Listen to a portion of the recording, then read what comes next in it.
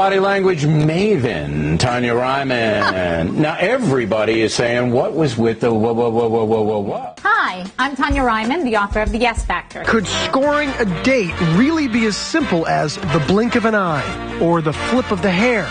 Yes, says body language expert Tonya Reiman. I don't necessarily have to be a 10 appearance-wise, but if I can be a 10 confidence-wise, and if I can send out those signals that say, hey, I'm interested in you, then you're much more likely to come back and say, I like her. Interestingly enough, she had very open fingers. Her fingers were open wide, which tells me she's confident. Normally we will fiddle, but when you start to notice that he's doing it with his ring finger, the question becomes why. And that shoulder shrug, gee, really, I hate it. Believe me, trust me, she is just full of it. She loves the camera. But on keywords like behavior, he looked down. So that demonstrates to me a level of shame. If you want to really engage with a man, you need to look at him and then look down and then look back up. You know, it's interesting because he's such a different person when he's speaking and reading simultaneously. But the one thing I did pick up on is at the end, he purses his lips, looks down, and you see that there's a sadness there. What is the yes factor?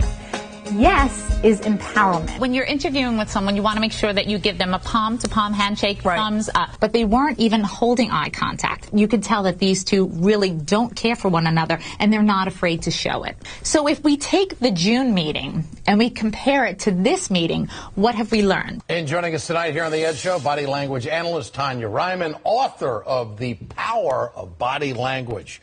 Great to have you with us tonight. Thanks for having me. Thanks so much. All right, let's break it down. The meltdown, what'd you see there?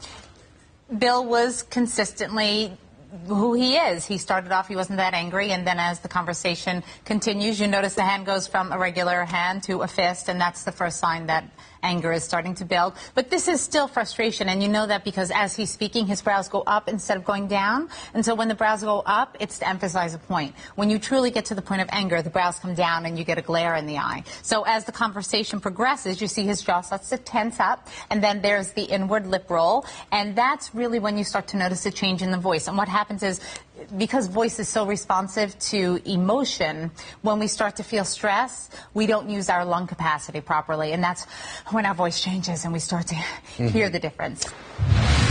As Obama gets out of the car, he leads with a handshake, and he does this 2 to 3 seconds before he's in handshake position. The person who extends their hand first is usually seen as the power person. As he gets closer to Putin, he also leans in, and this is also a power play. He leans in and leans forward. This is a dominant move because he's much taller. So what he's doing is getting into Putin's personal zone and somewhat intimidating him. But he's also very charismatic. So when he's doing this, this is a general baseline for him. We know Obama does this constantly. He tries to get people to like him, so he wants to build rapport. Putin pulls back. And when you see somebody pulling back, what you recognize is they're submissive. Once the handshake is over, what you notice is that Obama then tilts his body and Putin tilts his body, and they're completely out of sync. So you recognize there's no rapport there. He walks away, and as he walks away, Putin looks down. Once again, a submissive gesture. So here you recognize there is an enormous amount of tension between these two. If we look back at their meeting in June, you see a really big difference. Why? Because at that point, both of them showed so much tension and so much outward frustration that not only were they leaning away from each other, their bodies were angled away from each other, but they weren't even holding eye contact. You could tell that these two really don't care for one another, and they're not afraid to show it. So if we take the June meeting and we compare it to this meeting, what have we learned? Do they like each other better? Absolutely not. New Yorkers have all kinds of handshakes. Hi, how are you? That one was soft and gentle. Then there's strong. Hi, how are you? What's going on? Good. Oh, wow, what a handshake. What a handshake. How are you? I'm doing good. That one was dominant. Hi there. Hello. How are you? I can do that too. When I shook your hand, how did you feel? It was a little weird because you pulled my hand back towards you. And what do you think that was demonstrating? It just mostly felt awkward. Maybe you were trying to control me. And then there's wimpy. So your impression when I first shook your hand and I just shook your fingers was what? A little bit like a limp fish, I guess. Very good. And then I thought I was being over-friendly. Watch me adding another touch here. Hi there, how are you? I'm great. How does this feel to you? Feels great. Yeah, it doesn't feel overpowering or as over-friendly? Not really. Oh, go figure.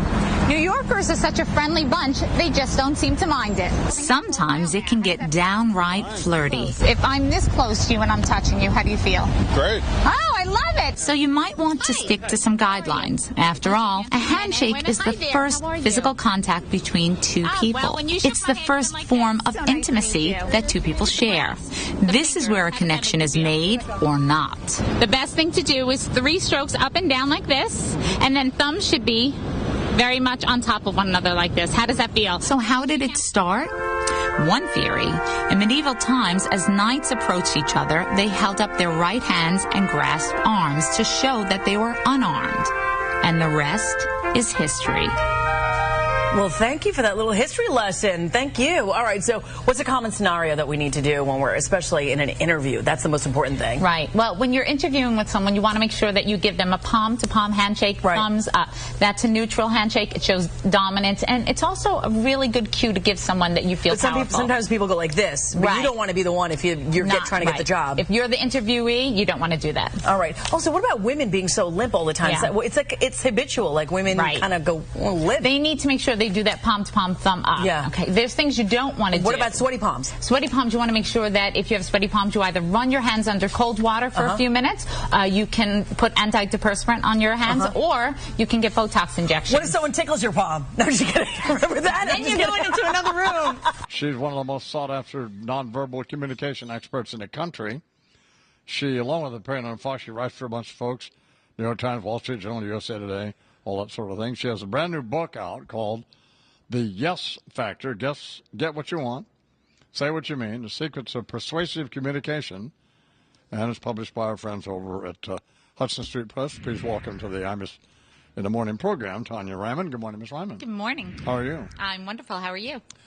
Well, I'm just one thing led to another, and here we are. But we can't have cranky. We can't have cranky. It's got to be all good.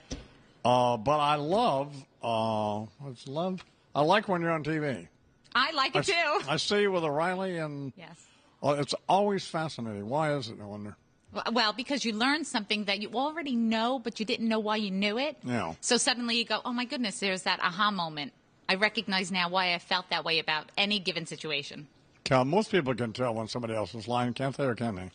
No, because, there's a really fine line between anxiety and deception, and what happens is we confuse the two. So sometimes we might think that someone's being deceptive when, in fact, they're in a situation that makes them really highly anxious. So we accuse someone of lying when, in fact, they're just really nervous. I read some of the book. I found it so fascinating. Yeah. And then I was telling somebody, so we can all learn how to do this. Right. So. Well, there's some basics that you need to do. Like in the back of the book, there's the 21-day plan. And the reason I put that in there is so that if you don't want to do all the homework, you can kind of say, oh, I need to make changes. I want to make changes. Practice one thing new each day. So the first day, practice making eye contact if that's not something you're comfortable with. The second day, practice smiling. The third day, listen to how you sound. Is that a ring you're wearing, or is that a tattoo? That is a tattoo. That is my husband. See that? Mm-hmm. We're branded. That's it. That's kind of cool. That is. You have 3 children? I do, yes. 3 babes. How old are they? My daughter is 14, which is painful. My son is going to be, just because where did 14 years go? Where did that go? Oh, yeah, good point. Snapped. It's gone, My son is going to be 13 next month, and then my youngest is 7. He's going to be 8. Can you tell when they're jerking mom's chain? They're the easiest. And, you had a guest on earlier who said, I know you can, the kids, you can read the kids. Yeah, the kids are the easiest to read because they haven't learned how to hide their signals. Right. And one of the things I always say to new parents is watch them because they'll give their signals to you. And as long as you don't tell them what their signals are, they'll never change them. So if something comes up with one of my kids, I watch and I smile and I wait and I wait. And then a few hours later, I'll bring it back up. And they'll be like, how did she know? Well, I knew because you gave me a signal 3 hours ago, but I didn't want you to know that I knew. So you keep it under wraps, We're talking with Tonya Reiman. Her book is called The Yes Factor. Get what you want, say what you mean. How'd you get interested in this? This started for me early on in psychology. When I was at Pace University, one of my teachers was discussing proxemics, which just means like how we use the space around us to manipulate things. And he came all the way into my space, and I didn't really realize that I kept leaning back. And then suddenly when he was face to face with me and I kind of felt this uncomfortable feeling, he said, okay, everybody, I want you to stop and look at Tonya. And I realized I'd been bending all the way back because he had been manipulating my space. So that was kind of my first taste. And then he talked about deception. And at that that time, they were very much of the mindset, if you look in one direction, you're definitely lying, and if you look in the other direction, well, you're trying to remember something. Since then, what they've found is that in order to really determine that, you want to do something called norming or baselining, which is, you know, I'm looking at you and I'm trying to figure out, what do you normally do? What do you normally do? And then once I figure that out, going forward, I want to look for deviations in that. So if you normally look up to the left when you're remembering something, and now I ask you a question and you look up to the right, I go, why did he look up to the right? What was the reason? And so you put that into context with other that's cues. a lot of work. No, it's not. It becomes second nature. It's just a matter of time. And like you said, sometimes you automatically know, but you just don't know why you know. So this just tells you why you know. Yeah. Well, very nice to meet you. Thank you. Wonderful to meet you as and well. Thank you for coming in, and good luck with this. Thank you. I don't Thank you think very you'll much. need it. So Yeah. it's fascinating. It sounds fabulous. If A you lot can of get fun. past the fact that it's homework, but You know what? It's homework that will build habits, new habits, and that once they're formed, there's no looking back.